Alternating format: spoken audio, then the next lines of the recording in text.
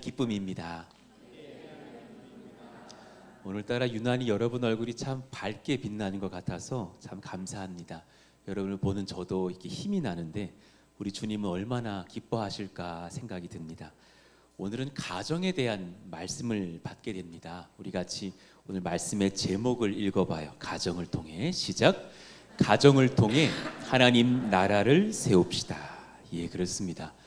오늘 가정이 하나님 앞에 한 몸 될 때 얼마나 복이 넘치는 은혜의 일들이 일어나는지, 또 우리가 오늘 에베소 5장의 중요한 큰 주제 하나인 것처럼 그 가정이 주 안에서 얼마나 시간을 아끼고 세월을 아끼며 주의 귀한 소명을 감당할 수 있는지를 나누겠습니다. 오늘 또 젊은 부부들도 많이 앉아 계시는 것으로 압니다. 최근에 막 결혼하신 분들도 있을 수 있고 최근에 아이를 낳고 육아에 힘쓰는 가정들도 있을 겁니다. 오늘 말씀을 잘 들으시면서 힘과 지혜와 권세를 얻으시기를 원합니다. 사랑과 존경으로 한 몸을 이루라고 주께서 가정을 설계하셨습니다. 오늘 말씀의 1대절을 읽어봐요. 시작. 사랑과 존경으로 한 몸을 이루라고 주께서 설계하셨습니다. 예. 주님이 설계하신 최소의 공동체가 바로 가정입니다. 그리고 명령하셨어요. 남편은 아내를 사랑하라. 아내들은 남편을 존경하라.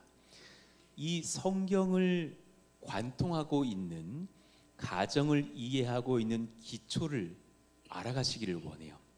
가정이라는 어떠한 공동체와 그 형태와 문화는 변화하는 어떤 문화가 아니에요. 영원한 창조의 원리라는 걸 알아야 돼요. 무슨 말이냐?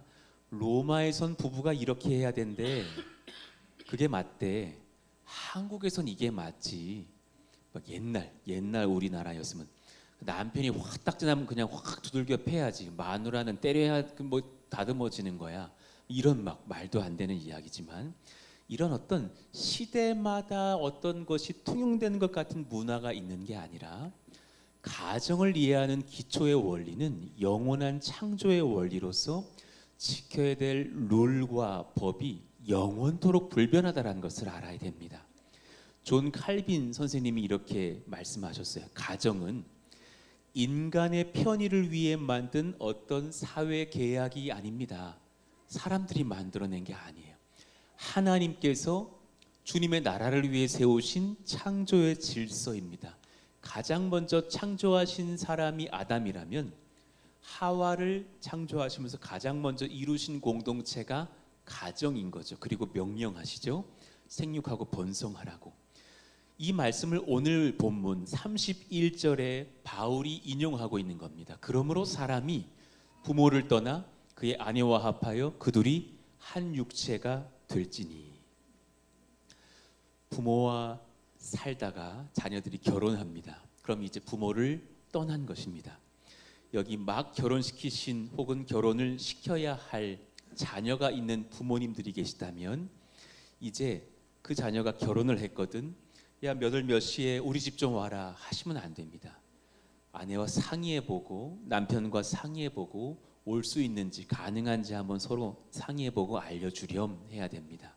올 수 있니? 라고 물어봐야 됩니다.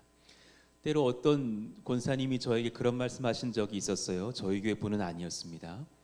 우리 아들이 결혼을 하더니 지 마누라밖에 모른다는 거예요.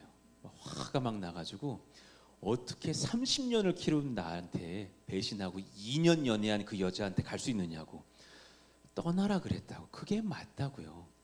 제일 찌질한 고백이 그 고백이라고. 선택해라. 30년인 나냐 2년인 쟤냐. 그 어리석은 얘기예요. 그럴 거면 결혼시키질 말았어야지. 갔으면, 결혼을 했으면 이제 그 가정이 독립해서, 물론 부모를 더 사랑하고 섬겨야겠지만 두 사람이 연합하는 가정을 이룬 거죠. 예. 이 말씀은 창세기 2장 24절을 근거하고 있는 거죠. 남자가 부모를 떠나 그의 아내와 합하여 둘이 한 몸을 이룰지로다. 굉장히 원어를 연구하면 육체적인 이야기예요. 부부만 성관계할 수 있다. 남성이 아내의 몸으로 들어가서 함께 연합하며 자녀를 낳고 기르는 것이다. 그건 부부만 가능한 거야. 연인 안 돼. 다른 아내 안 돼. 오직 부부만 가능해. 라는 먼저는 육체적인 의미.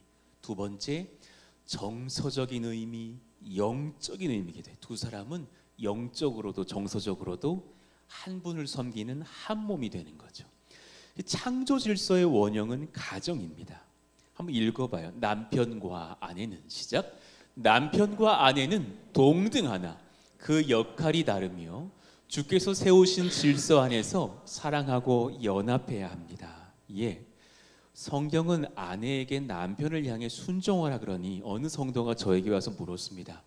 왜 차별하느냐고, 왜 차등하느냐고. 아니요. 아내와 남편은 동등하다 하셨습니다. 그런데 이 역할이 다른 겁니다. 질서가 다른 겁니다. 여러분과 제가 동등한 한 사람으로서 한 사람 천국 가고 여러분 한 사람이 천국 가는 겁니다. 그러나 모두가 돌아가면서 이 자리에서 설교를 하지는 않습니다.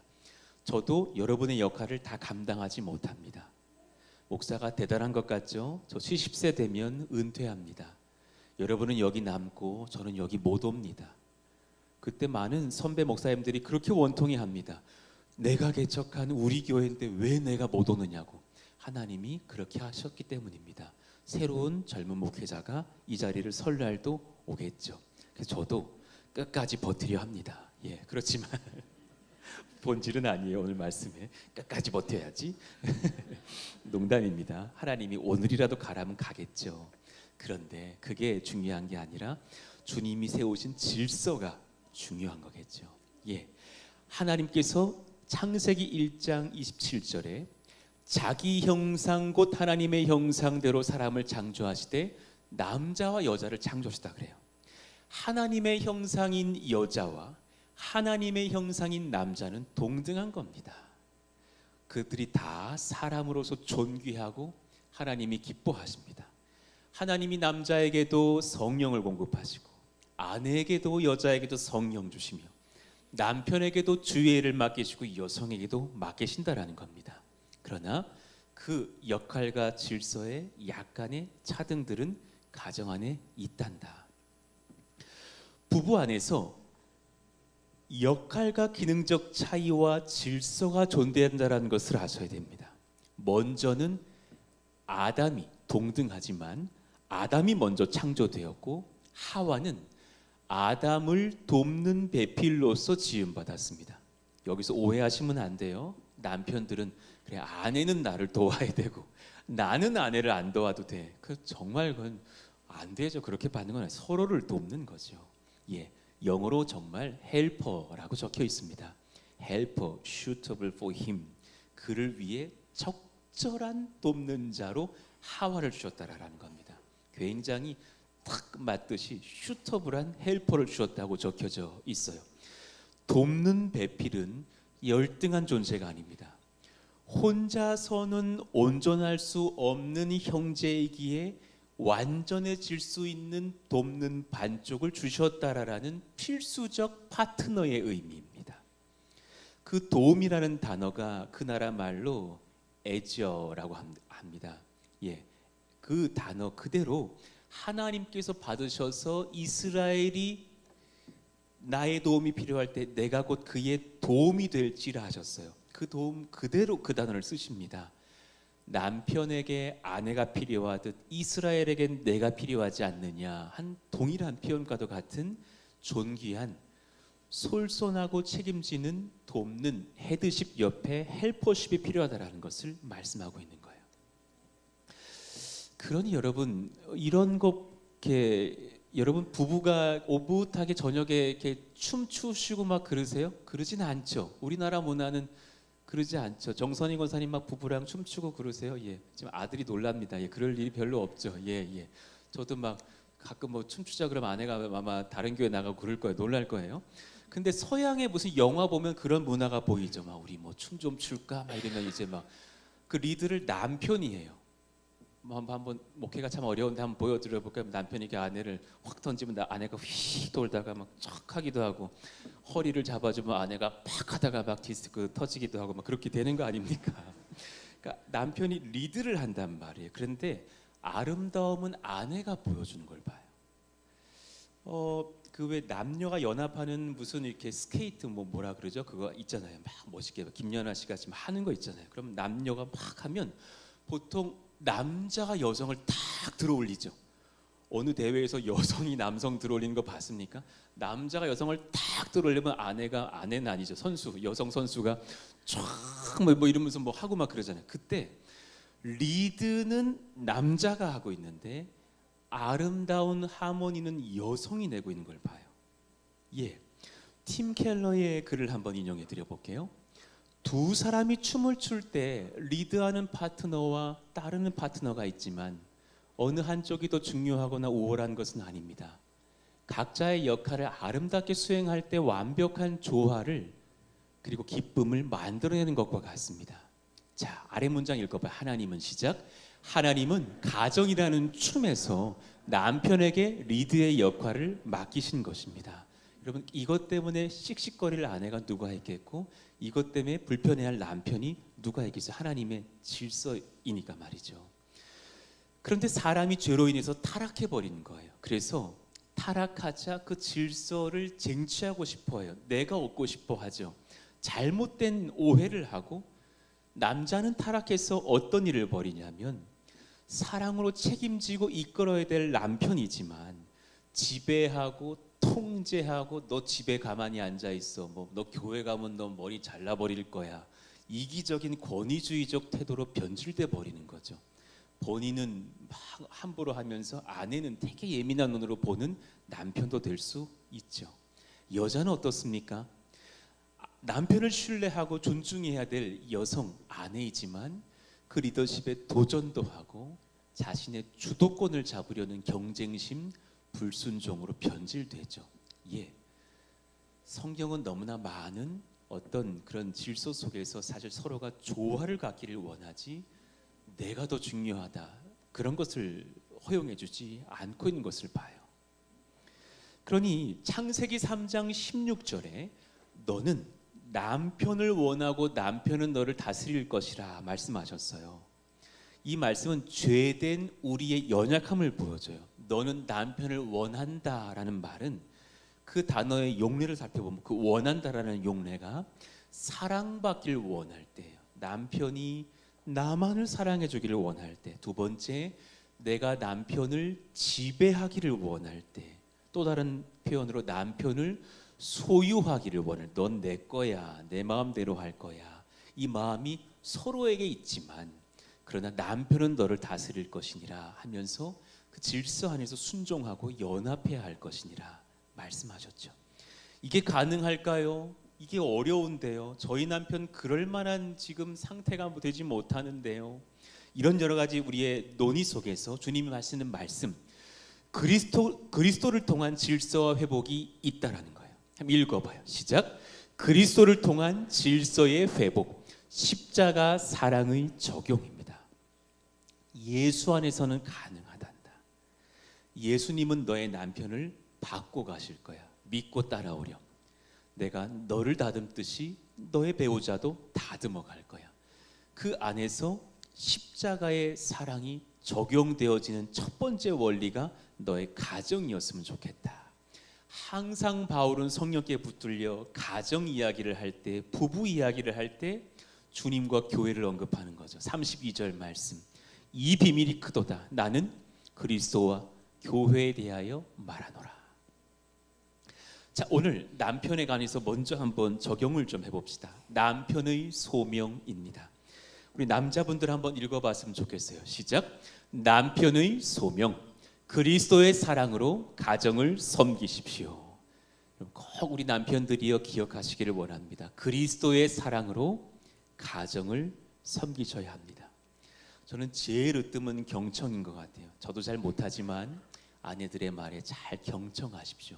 그가 뭘 원하는지, 뭘 원치 않아 하는지를 살펴주셔야 합니다. 25절 말씀.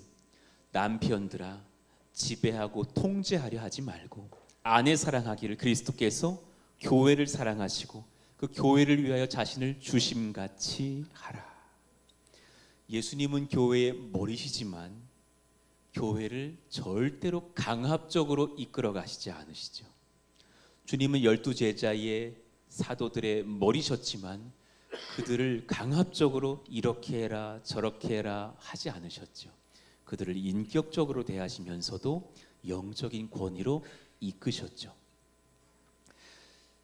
자신의 모든 기득권과 유익과 생명까지도 아내를 위해서 내어주는 자기 희생적인 사랑을 하라고 남편에게 말씀하시고 있어요. 우리 남편들이 한번 선포해 봅시다. 죽기를 각오하겠습니다. 시작. 나를 내어주겠습니다. 뭔가 좀 목소리가 침울한데요. 조금 오늘 어려운데. 지금 남편들이 성경은 아내를 먼저 언급하시는데 왜 남편 설교를 먼저 하냐고. 예, 50보 100보입니다. 예. 남편들이요, 자기 희생적을 하는 교회와 일터와 가정에서 작은 예수가 되십시오. 우리 여성들이 좀 깨워주시면서 읽어주세요. 남편들, 여자들이 읽어주세요. 시작. 남편들이요, 교회와 일터와 가정에서 작은 예수가 되십시오. 예, 귀한 복된 선포입니다. 이대로 순종하는 남편들이 있다면 그분은 사실 정말 자기 자신도 사랑하는 남편입니다. 아내를 사랑하니까요. 몇 가지 구체적으로 조금 들어가 봐요. 주님을 향한 사랑, 주님께 사랑받는 기쁨은 키워가십시오. 우리 남편들이요. 그런데 나이가 들수록 나의 자존심, 자기 자랑 등은 점점 작아지게 하십시오. 제가 요즘에 그 냉장고 부탁해 그거 조금 가끔 봤어요. 막 요리사들이 요리하고 막 그러는데 무슨 셰프 중에 하나가 막 소금 막 이렇게 뿌리는 사람 하나 있어요. 그러니까 누군지 아시죠? 좀 이렇게 컨셉인 것 같아요. 자기 되게 드러내고 뭐 저는 뭐 점수에 신경 쓰지 않습니다. 요리사만 바라봅니다. 저는 셰프니까요. 막 이런 거 하는 거예요. 그랬더니 이제 게스트로 나왔던 연예인이 좀 지치네요. 그러더라고. 좀 지치네요. 적당히 하시죠. 이것도 농담도 자기 자랑도 지나치니까 지칩니다. 우리 남자들이 연약할 때가 뭐냐면 나도 모르게 그걸 과시할 때가 많아요. 우리 남자들이 열등도 많지만 과시욕도 많거든요. 제가 여자분들 중에서 자기 얼굴에 만족한다라는 여자는 만난 적이 없어요. 다 그래요. 근데 반대인 남편들은 나 많이 만나봤어. 이 정도니까 아내가 반했다고 막 그러더라고요. 무슨 자신감인지 어떤 영적인 거룩한 자신감을 받았는지는 모르겠지만 대단히 충만하시더라고요. 나의 자존심, 나의 자랑 등은 점점 작아지면서 나이가 들수록 아내를 자랑하기도 하고 아이들을 칭찬하기도 하고 교회 성도들을 축복하기도 하는 입술로 바뀌기를 예수 이름으로 축원합니다. 예, 그런 역사가 필요하죠. 두 번째, 남편들이요, 우리부터가 정직, 성실, 성결 사랑합시다. 읽어봐요. 우리 모두가 시작. 남편들이요, 우리부터 정직, 성실, 성결 사랑합시다. 이게 흔들리면 아무리 아내를 사랑하려다가도 우리 가정이 휘청할 수 있는 거예요. 이건 근본이 돼야 돼요. 우리 아내들이 나를 믿고 아내가 나를 믿고 직장으로 보냈으면 그 일을 열심히 하고 와야 되는 거예요. 지각하면 안 되는 거예요. 성실해야 되는 거예요. 성결해야 되는 거예요. 한눈 팔면 안 돼요. 아내들에게만 내 아내에게 집중하는 것이지. 여러분, 우리 남자들이요, 아내에게 자상하십시오. 다른 여인들에게 자상할 필요 없고 너무 친절할 필요 없어요. 그 남편들이 다 잘할 거예요. 근데 늘 말하죠. 옆에 우리 집사님 막 여집사님 뭐 들고 갈 때 막 들어주지 말라고. 여자들 힘 세다고 그냥 두시라고. 아내가 힘들 때 들어주시라고. 괜히 오해 사지 말고. 물론 뭐 너무 안 도와주면 안 되겠지만, 예, 도와줘야겠지만 말이죠. 그 눈치 있게 지혜롭게 정직, 성실, 성결, 그 사랑이 무엇인지 우리가 깨닫고 여기서 흔들림이 없어야 아내가 남편을 믿고 따라올 수 있지 않겠습니까? 여보, 내가 게을러서 직장에서 지금 어려움을 겪었어. 여보, 내가 지금 이러이러한 일로 세금 탈루하다가 나라에서 지금 징계를 당할 것 같아. 이런 일이 없어야겠죠. 그러니 성경이 28절 뭐라 합니까? 이와 같이 남편들도 이런 지극한 올바름과 사랑으로 자기 아내 사랑하기를 자기 자신과 같이 할지니 자기 아내를 사랑하는 자는 자기를 사랑하는 것이라고. 그런 은혜가, 그런 깊은 기쁨과 깨달음이 남편들에게, 아내들에게 있기를 원합니다. 그러니 예수님 닮은 겸손, 그리고 자신을 부인하는 인격을 구하십시오. 정말 우리 형제들이 제일 먼저 갖춰야 될 것은 인격인 것 같아요. 읽읍시다. 시작. 예수님을 닮은 겸손하며 자신을 부인하는 인격을 구하십시오. 예, 아내들이 훨씬 더 사실은 예민하고 섬세하죠. 어떤 감정적인 것들을 여성들이 더 빠르게 캐치하는 경우가 많죠. 많은 상담을 해보면 물론 남편이 어느 정도의 열심을 내서 또 가정을 잘 이끌어가기를 원하는 아내의 마음들도 많지만, 진짜 바란 것은 아내들은 보통 남편에게 인격적인 태도를 원하는 거예요. 그게 더 우선한다라는 걸 봐요. 더 많은 돈, 더 많은 성공, 이것보다도 내 남편이 주 안에서 우리와 나를 인격적으로 대할 수 있는가. 일방적인 나의 자존심, 나의 혈기부림으로 상대방을 괴롭게 하지 않기를 원합니다. 그랬던 우리이지만 오늘 이후로 새롭게 되기를 원합니다. 주님이 원하시는 어떤 것들이 있다면 순종하고, 잘 들어봐요. 주님이 기뻐하시지 않는 것, 어떤 내 다듬어지지 않은 열망은 아내를 위해서도 포기할 줄도 알아야 됩니다. 무엇이냐? 하나님과 아내가 원치 않는 것, 같이 원치 않으신다면 그건 내려놓으라라는 말씀과도 같아요. 내가 너무 좋아하는 것이라도 주님이 원치 않고 아내가 원치 않으면 포기할 줄도 알아야 됩니다. 예전에 존 파이프 목사님은 이렇게 설교하시면서 그걸 숙제로 내시더라고요. 남편들에게 내가 진짜 하고 싶은데 아내가 싫어하는 걸 다 적어내래. 다음 주에 그걸 받으시더라니까. 이거 하지 말라고, 이거 하지 말라고. 예를 들어 술, 아내가 그렇게 끊기를 원해. 주님도 끊으라 그러죠. 끊어야죠. 남자가 주 안에서 믿음과 가오가 있지, 끊어내야죠. 너무 많은 친구들, 여러분 친구 만나려면 결혼하지 말았어야죠. 이제 친구 좀 줄이고, 예, 남편이 아내에게 집중해주고 가족과 함께 해줄 수 있어야죠. 남의 지나친 여가, 막 너무 많은 비용이 드는 지나친 여가, 남편이 여가를 떠나면 일주일간 집에 오질 않아. 이건 안 되는 거죠. 나의 혈기와 욱하는 성격들, 이런 것들을 조절하시면서 나는 결혼을 한 한 몸 된 아내가 있기 때문에 이걸 조절하고 끊어내리라 해야겠죠. 골로새서 3장 19절 말씀이에요. 남편들아, 아내를 사랑하며 무엇하지 말라? 괴롭게 하지 말라. 또 자녀들에게도 골로새서 3장 21절 말씀 다 같이 읽어봐요. 시작. 아비들아, 너희 자녀를 노엽게 하지 말지니 낙심할까 함이라. 굉장히 중요한 원리인데요. 훈계는 아버지가 하는 게 좋습니다. 아버지가 안 계신 경우가 아니라면 아버지가 하는 게 좋아요. 저희 집의 증상을 보니까 희한한 게, 엄마가 말하면 조금 가볍게 여겨. 우리 애들이 막 이렇게 안 좋은 애들 막 다리 떨고 침 뱉는 애들은 아니에요. 그런데 그런갑다 그래. 엄마가 공부해라 그러면 공부해야 되는갑다 그래. 그러다가 이제 진노가 임할 때 공부가 시작되잖아요. 근데 제가 말하면 희한한 게 있어요. 공부해야지. 그러면 공부를 시작해요. 나 정말 이렇게 말했다니까요. 공부해야지 그랬더니 공부를 시작해요. 좀 다른 걸 봐요. 내가 공부 안 하면 밥을 주지 않는다 이러지 않았다 그거예요. 그런 걸 봐요. 아, 남편, 아버지에게 주신 영적 권위가 있구나. 대신에 우리 젊은 남편들에게 권해요. 우리들에겐 이런 미안함이 있어요. 예, 아내가 하루 종일 육아했어요. 그냥 아내를 보니까 그냥 너덜너덜해.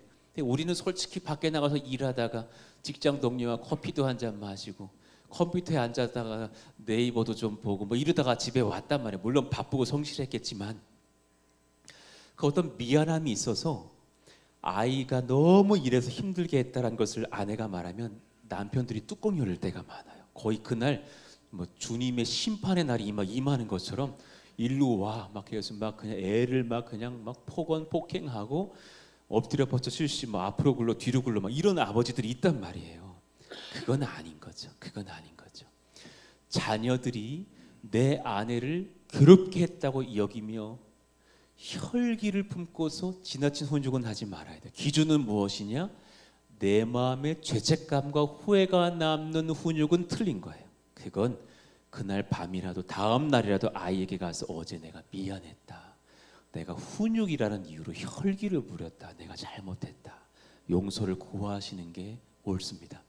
오히려 천천히 느긋하게 여유롭게 사랑함으로 말하시면 훨씬 권위 있어요. 제가 우리 아이들에게 지금 계속적으로 말하는 게 있습니다.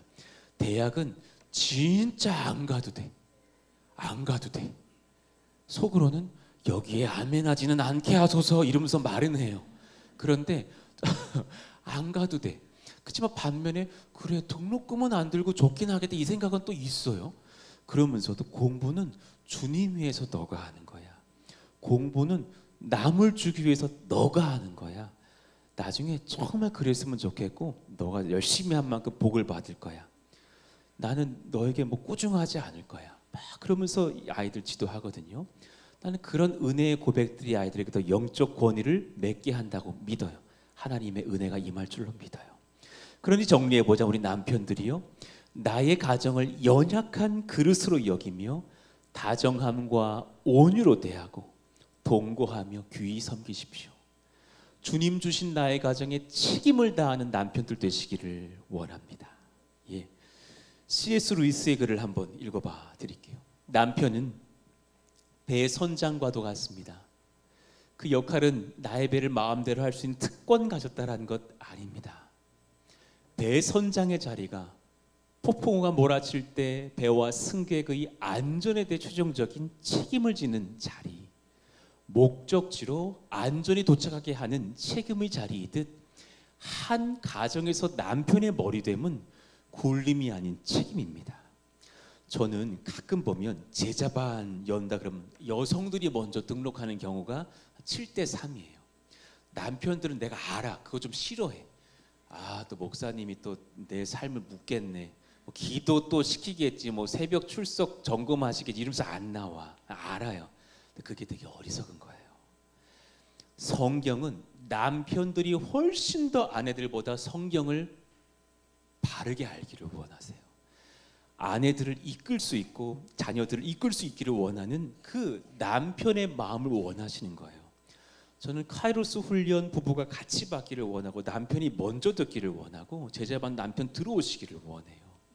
함께 기도하다가 여보, 지금 내가 원래는 이렇게 생각했지만 이번에 말씀을 보니까 베드로 뭐 전서에 이렇게 하라 그러시네. 여보, 우리가 이 길로 한번 순종해 봅시다. 내가 기도로 나아갈 테니까 당신도 기도로 동참해 줘요. 이렇게 말할 수 있는 남편들이 있을 때 복되다라는 거예요. 하나님께서 물으실 겁니다. 남편들에게 천국 문 앞에서 너 가정을 주님 나라로 잘 이끌었느냐? 저는 가장 뒤에서 아내는 섬겨라, 난 좀 쉴게, 난 적당히 믿을게 하다 여기 왔습니다. 꾸중 들을 거예요. 그건 옳지 않아요. 팀 켈러의 설교를 한번 인용해 봅시다. 우리 같이 한번 읽어봐요. 시작. 남편의 리더십은 아내의 만족을 넘어 아내와 자녀들의 성화에 두어야 합니다. 남편의 가장 큰 사명은 아내가 가진 모든 은사와 잠재력이 꽃피워 하나님 앞에서 가장 영광스러운 모습으로 서도록 돕는 것입니다. 그러므로 남편들이요, 이 가정 안에서 가장 주님을 깊이 알고 믿고 따르는 자가 되기 위해 말씀을 힘써 배우고 주님과 교회에 충성하며 가정을 위해 기도하십시오. 조금 전에 제가 한 말과 똑같잖아요. 제 설교가 아니라 팀 켈러 목사님의 뉴욕에 있는 젊은 남자 성도들을 위한 설교였다는 것을 아셔야 됩니다. 자, 이제 아내를 향해서 한번 나아가 봅시다. 우리 여성들이요, 읽어봐요. 아내의 시작. 아내의 소명, 믿음을 주께 드려 남편을 존경하며 따르십시오. 굉장히 중요한 전제입니다. 남편 믿어야죠.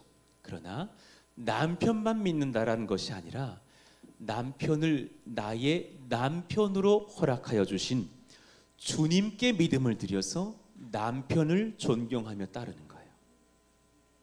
아내들이여, 남편을 우습게 여기는 마음을 내려놓으십시오. 그 마음으로 가정을 아름답게 할 수 없답니다. 가끔 저에게 무슨 말을 하게 될 때 나도 모르게 남편을 조금 아래에 두듯이 저희 남편은 그래요, 이래요, 저래요 하는 분이 있어요. 근데 어떤 아내는 아직 이 남편이 불신자신데도 저에게 뭐라 하시냐면, 저희 남편은 아직 주님을 몰라요. 목사님 도와주세요. 이 남편이 주님만 만나면 하나님 나라에 거장될 사람으로 제가 존중합니다. 멋진 아내의 모습이에요. 불신자인데도 불구하고 그 신앙을 담고 전제로 선포하고 있어요. 주님은 남편에게 순종하라고 아내에게 말씀하셨어요. 22, 3절 같이 한번 읽어봐요. 시작. 아내들이여, 자기 남편에게 복종하기를 주께 하듯 하라. 이는 남편이 아내의 머리됨이 그리스도께서 교회의 머리됨과 같음이니 그가 바로 몸의 구주시니라. 아멘입니다. 그러면서 정리하시면서 아내와 남편 모두에게 33절에 보니까 너희도 각각 자기의 아내 사랑하기를 자기같이 하고 아내도 자기 남편을 존경하라. 아내 사랑하는 남편은 자기를 사랑하는 거고, 남편을 존경하는 아내는 자기를 존중하는 사람이 될 수 있는 거죠. 그 아름다운 하모니는 신앙 안에서만 가능해요. 세상은 잘 이해 못할 거예요. 조나단 에드워즈 목사님의 설교입니다. 이분 주례 설교가 길기로 유명했거든요. 그래서 주례 문장 중에 한 문장이었어요. 그 주례 설교문을 제가 봤는데 제 주일 설교 2배의 분량이 엄청 길어요. 결혼식 하다 안에 쓰러지지 않았을까 싶을 만큼 긴데 그 일부입니다. 부부를 향한 하나님의 말씀은 가정을 향한 신적인 아름다움과 조화를 요구하시는 것과 같습니다. 이제 같이 읽어봐요. 아내의 시작. 아내의 순종은 남편의 사랑이라는 선율에 화답하는 아름다운 화음과 같아서 둘이 합쳐져 완벽한 하모니를 만들어냅니다. 기타 치시는 분들은 아실 거예요. 초기에는 왼손이 어려워요. 코드 막 잡고 막 손가락 찢고 무슨 막 좀 외우시면 뭐 F 코드 막 이렇게 잡으려고 막 힘들어요. 조금 시간이 지나 보면 이 손보다 중요한 손이 요 손이라는 걸 알게 돼요. 요 손톱으로 칠 요량이면, 피크라는 그 조그만 플라스틱으로 칠 요량이면 2mm 안에서 치면 예쁜 소리가 나요. 두껍게 들어가면 둔탁해요. 6줄을 고르게 칠 수 있는 사람, 창 쳐도 착 소리가 나는 사람이 예뻐져요. 저는 지판을 누르는 것이 남편이라면, 오늘 우리 가정은 G 코드야, 오늘은 C 코드란다 하면 아내가 오른손이라고 생각해요. 쳐줘야죠. 같이 그럽시다. 당신의 선택이 참 귀합니다. 제가 순종할게요 할 때 아름다운 찬송의 곡조가 그 가정 안에 있지 않겠습니까? 그러니 몇 가지 적용해봐요. 아내가 남편을 귀히 대함과 그를 따름이 예배와도 같아요. 하나님 말씀 존귀히 여기는 순종의 예배가 돼요. 디도서 2장 4, 5절을 보니까 젊은 여자들에게 교훈을 합니다. 순종이 쉽지 않을 때가 있죠. 남편이 막 그냥 지금 이거 하자는데 지금 나는 막 폭풍 육아를 할 때, 여보 내 마음 아느냐고, 지금 교회 봉사할 때냐고, 지금 그거 집중할 때냐고 말하고 싶죠. 그럴 때 5절 말씀, 신중하며 순전하며 집안일을 하며 선하며 자기 남편에게 복종하게 하라. 그 다음 같이 읽어봐요. 이는 시작. 이는 하나님의 말씀이 비방을 받지 않게 하려 함이라. 온 가정 안에서 남편이 주 안에서 바로 서 있고 아내가 순종할 때 그 주의 말씀이 영광 받으실 만한 예배자 가정 된다라는 말씀 아닙니까? 그 남편을 향한 아내의 복종은 사실 자발적인 신뢰에서 나와요. 이 말씀이 지금 어렵다면 남편에 대해서 염려하는 게 아니라 주님에 대해서 신뢰가 부족한 거예요. 자발적인 주를 향한 신뢰 속에서 이 순종이 일어날 수 있어요. 이 순종의 최종적인 대상은 남편을 포함하여 그를 넘어 예수 그리스도십니다. 여기까지를 보실 줄 알아야 돼요. 스펄전의 설교를 인용해 봐드리죠. 제가 오늘 인용이 많은 이유는 저도 조금 산 사람이라 여긴 저보다 부부의 연을 더 깊이 맺은 선배님들이 많으신지라 제가 말씀의 조력을 얻는 겁니다. 이 귀한 거장들의 말씀도 받아보십시오. 같이 읽을까요? 시작. 하나님께서 아내들을 향하여 남편에게 순종하라 말씀하신 것은 남편을 두려워하라는 것이 아니라 그의 직분과 역할을 하나님 앞에서 존중하라는 것입니다. 이러한 아내의 존경은 때론 완고한 남편의 마음을 녹이는 가장 강력한 힘이 될 수 있습니다. 불신자라 할지라도 존경해 주시고 순종해 주십시오. 그리고 자주 예수님의 사랑이 녹여든 교회 공동체가 있다는 걸 말씀해 주시고 저도 그 가정에 초대해 주십시오. 얼마든지 달려가겠습니다. 땅끝까지라도 가서 신방해 드리겠습니다. 전도라면 어디라도 가드리겠습니다. 예, 그럴 때 그 남편의 마음이 열리고 주께 돌아오는 그 역사도 일어나지 않겠습니까? 그러니까 남편을 향한 아내의 존경의 마음과 태도가 참 가정 세우는 능력이 돼요. 정말 귀한 것이에요. 남편들이 참 소망하는 거예요. 아내의 존경 어린 말, 그런 태도, 남편의 리더십이 바뀌게 해요. 자신감을 줘요. 잠재력을 일깨워줘요. 더 큰 책임감을 느끼게 하는 강력한 동력은 아내가 나를 신뢰하고 순종하는 거예요. 제가 기도하는 이유가 뭔 줄 알아요? 저희 아내가 순종해 주기 때문이에요. 뭘 결정할 때 항상 그랬어요. 당신이 하나님께 말씀 받고 결정하세요. 저는 순종합니다. 늘 그랬듯이 순종합니다. 그 말이 저를 더 깨어나게 해요. 신나게 하는 것만이 아닙니다. 두렵게 하고 기독게 하고 열정적이게 하며 충성스럽게 하는 것을 봅니다. 잠언 31장 11절의 말씀, 이런 아내들이 됩시다. 읽어봐요. 시작. 그런 자의 남편의 마음은 그를 믿나니 산업이 핍절하지 아니하겠으며. 아내가 남편 바라보면서 순종하고 있는데 어찌 대충 일하고 돌아오겠으며. 밤을 새서라도 충성스럽게 그 직장생활 감당하고 오고, 저도 아내가 나를 믿고 아이 하나 둘 셋 낳고 보니 설교 준비라도 한 번 더 하게 되고 한 번 더 기도하게 되는 것을 배우는 거죠. 그러니까 기도하고 소망합니다. 우리 온 성도들이 아내들이 이렇게 되길 원하면 우리 동그라미 3번 읽어봐요. 시작. 아내들이여 하나님 뜻에 민감하신 성령의 지혜를 구하십시오. 예, 예수님을 닮은 남편들이 있다면 예수님을 닮은 아내들이 세워지기를 축복합니다. 할렐루야. 이런 역사 있기를 원합니다. 육적인 것만이 아니라 남편은 밖을 나가 있고 나는 주중에 교회를 매일 출퇴근하고 있는 것은 아니지만 가정에 앉아 기도하면서도 교회와 주님 나라와 남편의 미래까지 보면서 기도할 수 있는 여성, 성령님 같은 주를 닮은 아내들이 필요해요. 에스더는 남편이 왕이었지만 그에게 함부로 나아가지 않았고 그의 명령에 존중하면서 겸손히 나아가 하나님의 지령을 받고 성령의 역사를 완수하지 않습니까? 아비가일은 남편이 어리석었지만 그래서 배고픈 다윗 일행에게 굶주리게 했다가 온 가족이 죽임당하게 됐을 그런 남편의 이기적인 태도를 두고서 얼른 음식을 가지고 다윗을 찾아가 그 남편의 이기적임이 저의 죄입니다. 그래 버리죠. 한 몸으로 선포하죠. 그리고 다윗에게 나아가 가족을 구원하고 훗날 그 남편이 하나님께 충을 먹어 죽임당했을 때에 그리고 나서 다윗의 아내가 되는 복도 얻지 않습니까? 놀라운 고백들 몇 가지를 읽어보죠. 잠언 14장 1절 말씀 읽읍시다. 시작. 지혜로운 여인은 자기 집을 세우되 미련한 여인은 자기 손으로 그것을 허느니라.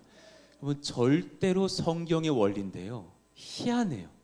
그 가정의 머리됨은 남편이라 그랬거든요. 가정을 세운다라는 말은 아내들에게만 해요. 이 조화를 보십시오. 이 은혜의 말씀을 새겨보십시오. 잠언 31장 10절 말씀, 누가 현숙한 여인을 찾아 얻겠느냐, 그의 값은 진주보다 더하니라.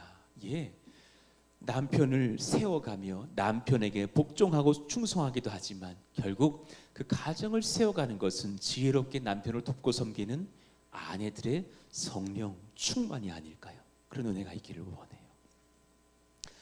자, 빠르게 한 6분, 7분 정도 이대지를 살피고 마무리하겠습니다. 우리 한번 읽어봐요. 꼭 필요한 말씀이라 그래요. 시작. 부부의 연합은 세월을 아끼는 지혜로운 가정이 되게 합니다. 한 번 다시 읽을까요? 시작. 부부의 연합은 세월을 아끼는 지혜로운 가정이 되게 합니다. 부부가 인고 부부가 될 때 사실은 주 안에서 세월을 아껴요. 오늘 이 말씀을 준비하게 된 배경은 이러해요. 제가 목요일, 금요일 어느 성도 가정 이렇게 상담하고 있었어요. 교회로 찾아오셨어요. 만나고 기도해드리고 있었어요. 그런데 그 가정이 그러세요. 목사님 맞네요. 목사님 저희 가정이 이렇게 해서 더 하나 될 수 있다면 진짜 목사님 어제 설교하신 대로 세월을 아낄 수 있겠네요. 시간을 아낄 수 있겠네요. 딱 그러시는데 그 말씀이 성령의 말씀처럼 들리면서 이요한 목사야, 너에게 이 지혜를 내가 이 가정을 통해 주었으니 이를 또 흘려 설교하거라 말씀하시더라고요. 5장 말씀은 제가 수요일인가 설교했을 세월을 아끼라라는 그 중심 주제 안에서 가정 이야기가 파생되어 나오고 있어요. 15절 16절 말씀이에요. 그런즉 너희가 어떻게 행할지를 자세히 주의하여 지혜 없는 자 같이 하지 말고 오직 지혜 있는 자 같이 하여. 그래서 읽읍시다. 시작. 세월을 아끼라 때가 악하니라. 부부가 정말 지혜로운 한 가정 된다면 세월을 아낀다라는 거죠. 그 근거들을 좀 대고 찬송합시다. 부부간 불화가 많다면 그 대가가 뭘까요? 세월을 허송하는 영적 낭비예요. 여러분 정말 부부싸움하지 말기를 원합니다. 우리 부부가 옆에 계시다면 아니 그냥 좌우에 계신 모든 분들에게 선포해 주세요. 우리 부부 싸우지 맙시다. 부부싸움하지 맙시다. 시작. 진짜 칼로 물베기 그죠? 정말 막 너 같은 인간은 이해가 안 돼. 그리고 또 1시간 지나면 이해가 돼요. 또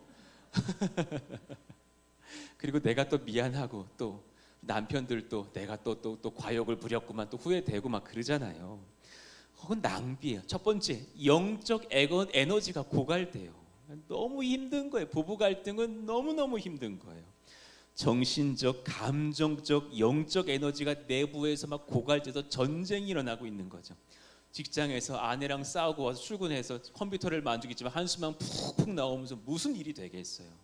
교회를 맡아서 내가 무슨 교회 봉사자가 돼야 되고 학생부 교사를 해야 되는데 부부싸움하고 주일 아침에 나오면 무슨 힘이 있어서 아이들에게 웃음으로 나아갈 수 있겠냐 말이죠.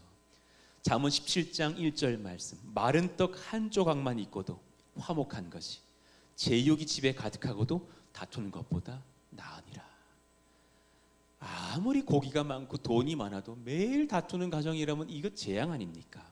잠언 21장 9절 말씀. 아내들이여 깨달으십시오. 다투는 여인과 함께 큰 집에 사는 것보다 움막에서 사는 것이 낫다고요.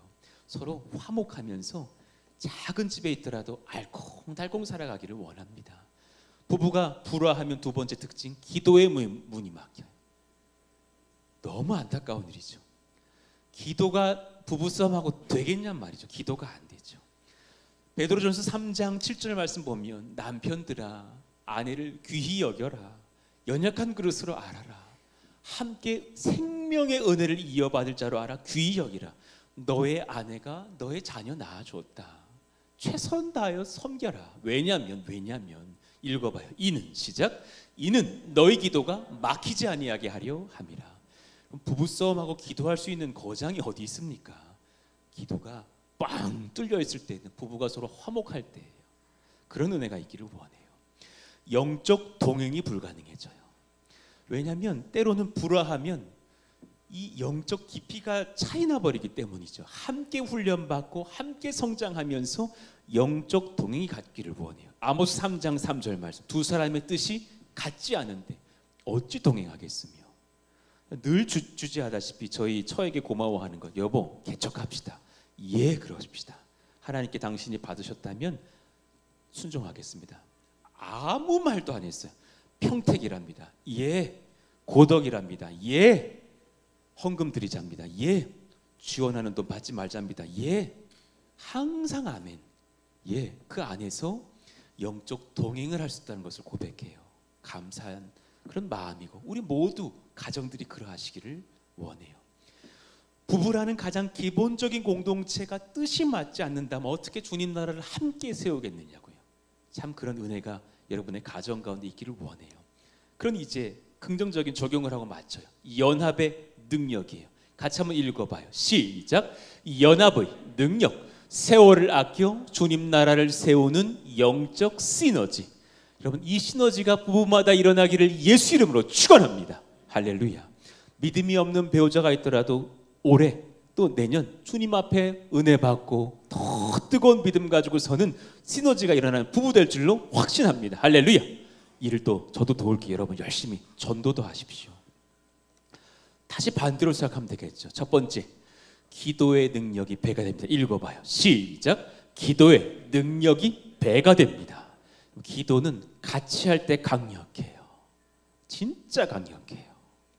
마태복음 18장 19절 말씀 같이 한번 읽어봐요. 시작. 진실로 다시 너희에게 이르노니 너희 중에 두 사람이 땅에서 합심하여 무엇이든지 구하면 하늘에 계신 내 아버지께서 그들을 위하여 이루게 하시리라. 할렐루야. 셀리더 섬기시는 부부들에게 축복해요. 이걸 해보셔요.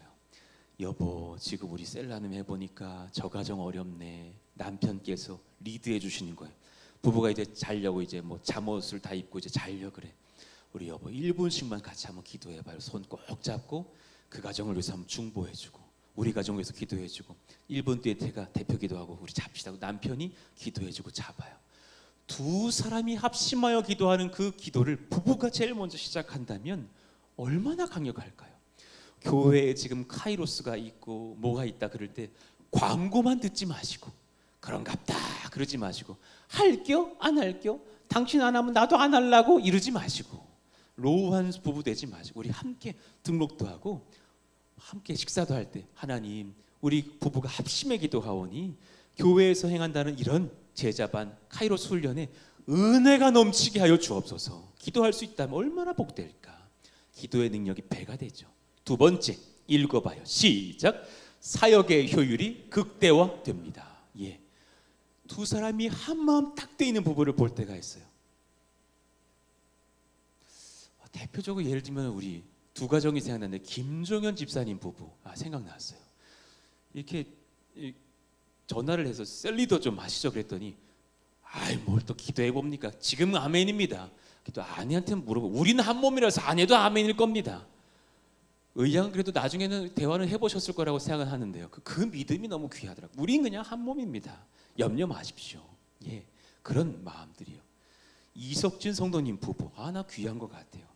제가 지난주 설교에 그래서 순종하실 거면 그냥 길게 말씀하실 거 없다고 목사님 순종하겠습니다라고 답만 하시라고 해도 그 부부에게 권했더니 정말 밤에 문자가 그렇게 왔어요. 목사님 순종하겠습니다. 뒤에 아무 글도 없어 약간 서운하긴 했는데 정말 그대로 왔더라고요. 진짜 순종하는 부부다. 귀하다. 예쁘다. 아름다웠어요. 브리스길라와 아굴라 항상 함께 등장해요. 이들이 따로 적힌 기록이 아예 없어요. 함께 봉사하고 함께 무엇하고 막 그래요. 사도행전 18장 18절에 보니까 바울이 선교 여행을 떠나야 되는데 그때 부부가 아예 함께 떠나줘요. 염려 마세요. 우리는 늘 함께 하니까요. 그러면서 그냥 브리스길라와 아굴라가 함께 먼 지역으로 선교 여행을 떠나기도 해요. 그리고 거기서 이제 교회가 세워졌더니 이제 저희가 남아서 저희 집을 교회로 할게요. 고린도전서 16장 19절에 보니까 아굴라 브리스기가 그 집에 있는 교회가 무난한데요. 바울은 떠나갔지만 그들은 그 부부는 남아서 우리 집을 교회로 삼아 섬기면서 헌신했던 일꾼들. 와, 얼마나 큰 마음이에요. 난 아내가 귀하다고 봐요. 제가 여러분 집에 가서 딱 부부 앉혀놓고서 여러분 집에서 개척교회를 시작하려고 합니다. 이러고 이제 가봐요. 어려운 건 아내들이죠. 여보 이건 아닌 것 같아. 집이 너무 오픈되잖아. 이건 아닌 것 같아. 허락해줬던 아내의 마음들. 귀한 브리스길라와 아굴라의 부부의 삶들을 기억해 보십시오. 경건한 다음 세대를 세울 수 있답니다. 여러분 부부가 인고 부부면 아이들은 그냥 잘 돼요. 부부가 사이가 좋으시기를 축원합니다. 그럼 아이들은 경건하게 다음 세대로 자라날 줄로 믿습니다. 할렐루야. 말라기 2장 15절의 말씀처럼 부부가 한 몸 되게 하신 이유 중에 하나는 경건한 자손을 얻고자 하심이라 그랬거든요. 그 은혜가 여러분의 가정마다 있기를 예수 이름으로 축원합니다. 옆에 있는 분들에게 좀 인사해 주세요. 여러분들이 화목해서 자녀도 복받기를 원해요. 시작. 진짜요. 우리 저 아름다운 우리 박유한 아버지의 모습을 봐요. 두 아이들을 저렇게 품에 안고 예배를 드리는 정말 이름값하는 성도 아닙니까? 박유한 성도. 정말 귀하신데 그 귀한 아빠와 엄마의 화목함 속에서 아이들 사랑이 하랑이가 잘 자라나고 있는 것 아닙니까? 세상을 향한 마지막이에요. 복음의 생생한 증인 될 수 있어요. 읽어봐요. 시작. 세상을 향한 복음의 생생한 증인이 될 수 있습니다. 세상은 보고 싶어 해요. 그런 부부 진짜 있는지. 정말 기독교인으로서 서로에게 사랑하며 순종하며 알콩달콩하며 주님 일에 충성하면서도 자녀까지 잘 길러내는 정말 그런 가정이 있는지를 보고 싶어요. 우리가 보여줍시다. 하나님 그래서 삶으로도 전도하는 역사가 있기를 예수 이름으로 축원합니다. 아멘. 자리에서 한번 일어나 봐요.